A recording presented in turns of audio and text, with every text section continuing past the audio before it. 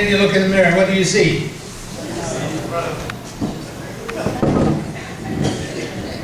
I'm handsome, am I not?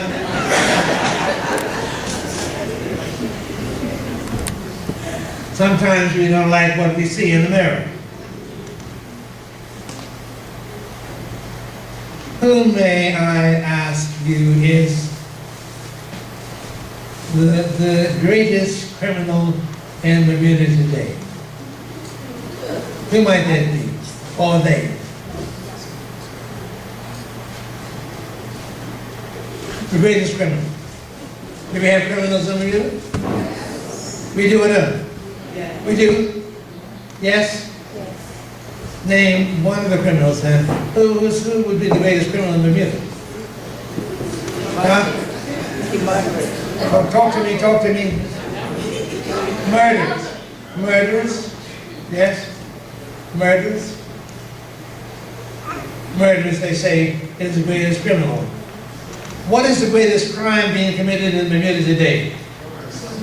What is? Murder, using guns. Anybody else? What else? Theft. Anybody else? Abuse. Elder abuse. Elder abuse. Child abuse. Where do you think you might find the greatest criminal that has committed the greatest crime? Where do you think we find them? In jail? Where else? In church? Criminals in church?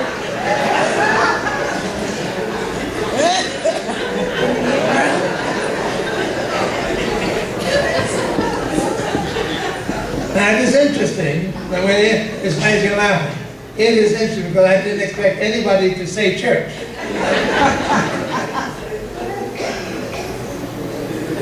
When you said it, I hope you're not talking about preachers.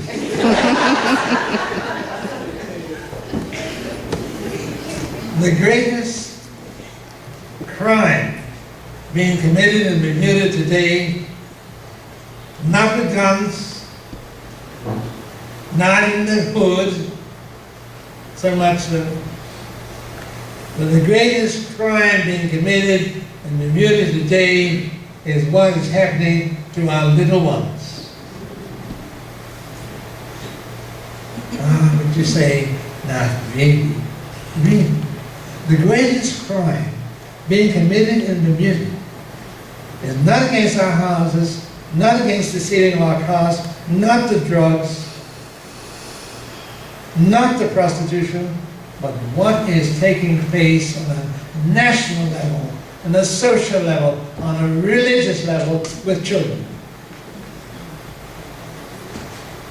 The greatest criminal are those of us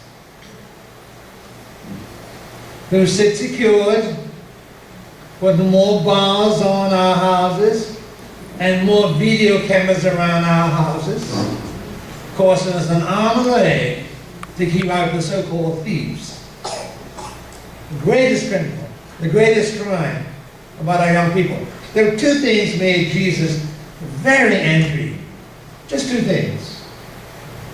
He met with sinners, he ate with them, he talked with prostitutes, he went among the lepers and he healed them. He had no trouble. He got angry because one day he walked into his house and found people doing something in his house they had no business doing.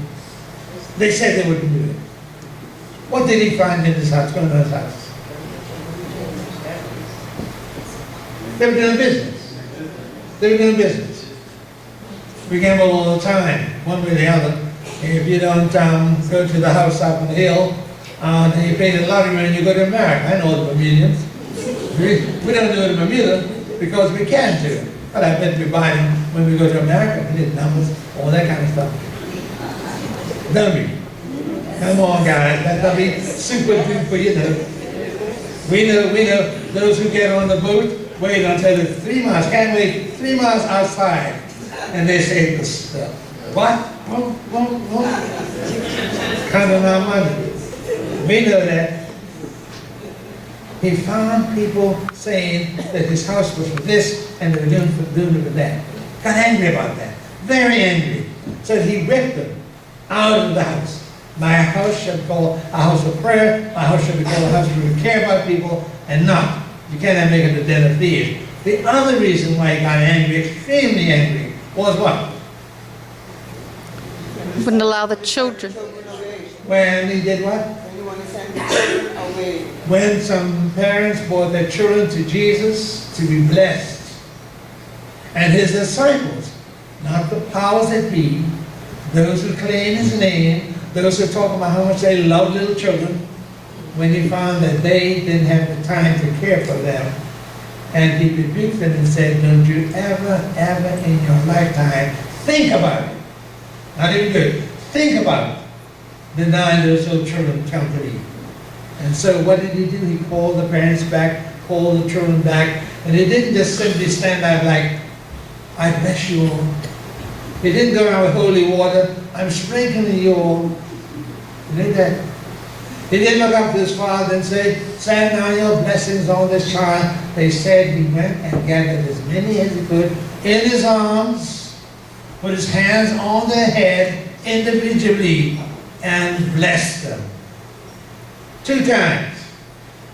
What's the point I'm trying to make? The point I'm trying to make is this. We think that by bringing the person with you that we're going to solve the problem with our young people. That's not going to do it. They don't know how to tell us and how to do it.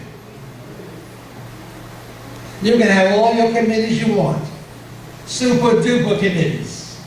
The best thinkers in the world to talk about their children. They can't do it until we go to some of the parents of these children and put our arms around them and find out what their needs are and respond to those needs. Thus we begin to talk about a new generation of young people. The problem is ours. The answer is not blowing in the wind. The answer is here in church every Sunday morning.